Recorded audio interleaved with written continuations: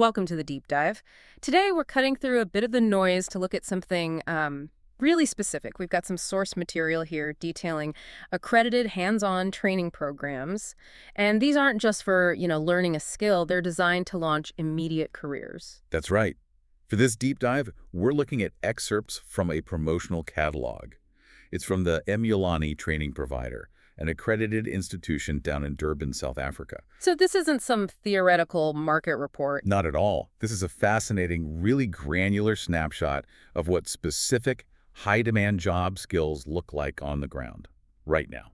Oh, so let's unpack this. Our mission here is to see exactly which skills, and we're talking about everything from moving massive cargo containers to highly specialized welding are being prioritized. And crucially, what kind of support structure is built around them. Exactly. The central promise that we're seeing in the source material is pretty compelling, equipping people with practical skills that lead to real opportunities, tangible ones. And that idea of a real opportunity, it all hinges on the quality of the training, doesn't it? It has to. The source makes a point of highlighting this right away.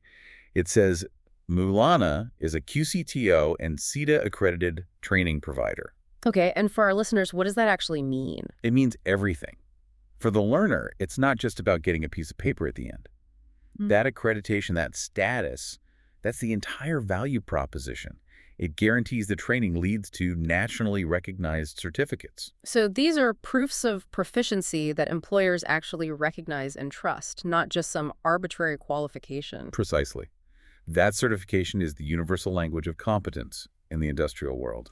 And we also see a track record mentions something about thousands having already advanced their careers through this provider. Yeah, and that's a strong indicator. It tells you the curriculum is, well, it's tightly aligned with what industry actually needs. I mean, when we talk about targeted training, the link between what's taught and what's in demand has to be seamless. And for a place like Durban, I mean, it's one of the busiest port cities in Africa. That creates a unique microeconomy. An economy that must rely on very specific machinery and technical skills. Absolutely. So let's jump right into those specifics. We can start with what they call the lifting and heavy machinery category. And I have to say, looking at this list, the sheer number of specialized machines, it was surprising. It tells you right away the market isn't looking for a general operator. They want precision specialists. The specialization is a direct reflection of the massive infrastructure we're talking about. I mean, think about the volume of containers, of raw materials moving through a port city. Yeah. These 11 different skills, they represent the literal tools of commerce. And they're highly regulated. Failure to operate one of these could mean millions in damages. Or catastrophic delays, exactly. Yeah. So let's break them down. These 11 types of training, it looks like they cluster into, high-throughput logistics and then maybe vertical construction. That's a great way to put it. So starting with logistics, the foundational skills for any warehouse or dockyard you've got. Forklift training, that's number one. Classic. Then you have reach trucks training, which is essential for those really high-density warehouses. Stacking vertically. Right. Then empty container handler. This is critical, very high-stakes work in port yards. And then reach stacker training. Now, those are the real giants of the port, right? Stacking fully loaded containers. They are. Then the list continues with things for access, like cherry picker training, scissors lift training, and the telescopic boom handler. So that first group of 7 is all about moving things, stacking things, and getting to high places safely. Precisely. It's about keeping the supply chain moving. And then the final 4. They are squarely focused on major construction and heavy industrial lifting. Where precision is everything. Absolutely. You've got mobile crane training, which you see on all sorts of sites. Overhead crane training, usually fixed inside huge factories or fabrication halls. Yeah. Then tower crane training. That's the definitive skill for building skyscrapers. And finally, truck-mounted crane training for that mix of mobility and lifting power. That is an exhaustive list. And I think it's really easy for you listening to just kind of hear those 11 names and let them wash over you. Sure, they just sound like names of machines. Exactly. But each one of these is a huge investment for an employer. I mean, operating a reach stacker in a busy container yard. Completely different world. It's a completely different world from running a tower crane 50 stories up. So what really stands out to you about this specific blend? What's so fascinating to me is the heavy weighting toward port logistics equipment. Right. The reach stacker, the empty container handler. This is not a generic trade school list. Hmm. It's a curriculum that feels, well, completely tailored to the economic heartbeat of Durban. It speaks volumes about the immediate job prospects then. It has to. You don't invest in training for 11 distinct, high-value machines unless the regional industry is screaming for 11 distinct certified skill sets. Right now. The moment a learner gets certified on, say, a telescopic boom handler, they're not just generally trained, They're ready for a specific niche, a job that might be in civil engineering or heavy industrial maintenance or complex warehousing. It's specific. That's an incredible snapshot of high-stakes logistics. Yeah. But let's shift gears. Let's move from operating the machines to, well, building and maintaining the structures themselves, the artisan trades. The foundation. Yeah. This moves us into a more traditional but, an equally vital sector. And these skills are often recession resistant, because you always need them for housing, for essential utility maintenance, for everything. Mm-hmm. The artisan training list here really covers the core competencies. So what are the 5 specific courses they list? Okay, so they have bricklaying, carpentry, domestic plumbing, electrical installation, and panel beating. Okay, the first 4, bricklaying, carpentry, plumbing, electrical, those are the absolute cornerstones of construction. But panel beating, that's interesting. It expands the scope. It does. It shows they're not just focused on new construction. They're also thinking about, say, automotive bodywork or maybe even structural repair of industrial equipment. Right, repair and maintenance. That's precisely. Which leads us perfectly into the welding programs. And this is a category that demands serious specialization and, frankly, often leads to the highest wages in the technical trades. This is where the complexity really ramps up. So what are the 4 specific, highly technical welding programs listed here? They move beyond just general fabrication. They list arc welding, argon welding, boiler making, and CO2 welding. Okay, for our listener, the difference between those can be a bit confusing. Can you break down why that level of specialization is so critical? What's the real difference between, say, argon and CO2 welding? That's a great question, because the metal you're working with and what you're building dictate the technique completely. So think of argon welding. That's for delicate, high-integrity materials. Like stainless steel or aluminum. Exactly. It's for precise, clean work you'd find in specialized piping, maybe aerospace or food processing equipment where you absolutely can't have any contamination. It's a high-skill technique. And CO2 welding. CO2 welding is the powerhouse. It's known for high speed, high volume, and really deep penetration.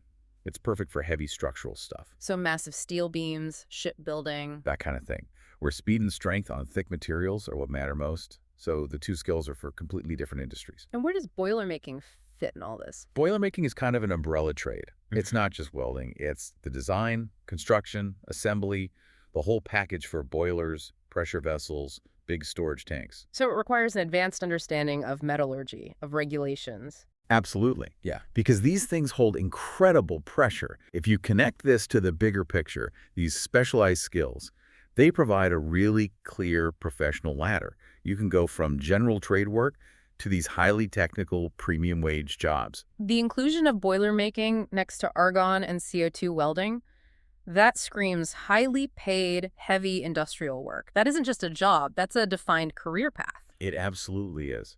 These are the skills that maintain the critical infrastructure of an industrial economy.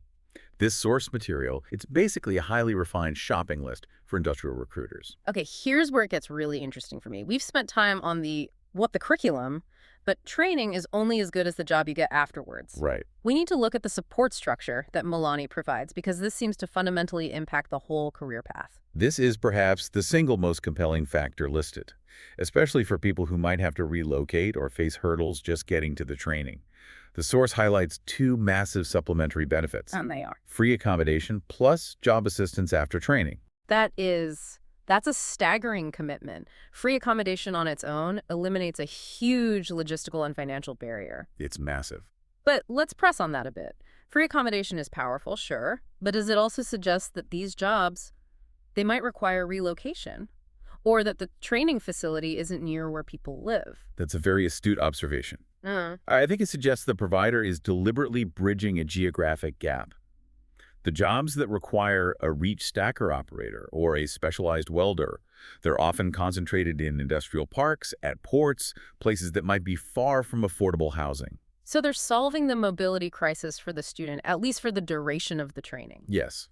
so the student can focus 100% on getting competent. Okay, that makes the training accessible, but let's get to the second part. Job assistance after training. I mean, that phrase can mean anything from handing you a pamphlet to genuine, dedicated placement services. It's true, it can be vague. Does the source material give any more detail on how robust this assistance actually is? The promotional material is, well, it's strategically brief.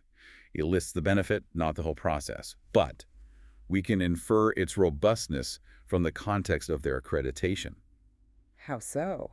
Because they are CETA and QCTO accredited, they're plugged directly into the national framework for skills development. And that framework is intrinsically linked to industry needs. The accreditation is the core of the job assistance. Ah, I see. So the provider isn't just selling a course, they're selling a pipeline. Precisely. When they certify a CO2 welder, they are automatically signaling to huge construction firms who desperately need that specific certification that they have compliant, job-ready candidates. The job assistance is likely just leveraging those existing industrial relationships. It's a risk mitigation strategy for the employer then. They know the graduate holds a nationally validated competency. This whole combination, the accredited training, the hands-on experience, the logistical support, it makes the candidate extremely attractive. It minimizes the risk for everyone. The provider wouldn't be able to offer free accommodation if they didn't have a high degree of success in placing their graduates.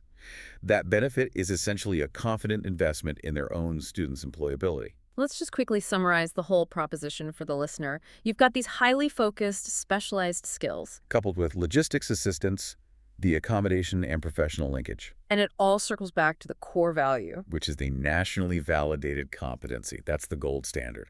When an employer sees a certificate backed by CETA and QCTO, they aren't just trusting the training school, they're trusting a national standard. And finally, the transparency and accessibility of the information itself is notable. They make it incredibly easy for people to inquire, which is important. The sources list multiple ways to get in touch. Yes, the source is very upfront. It lists call or WhatsApp at +277 3158 2418, a second cell number 011-824-1189, a second cell number 060-429-1718, and an email, mullanioperators@yahoo.com.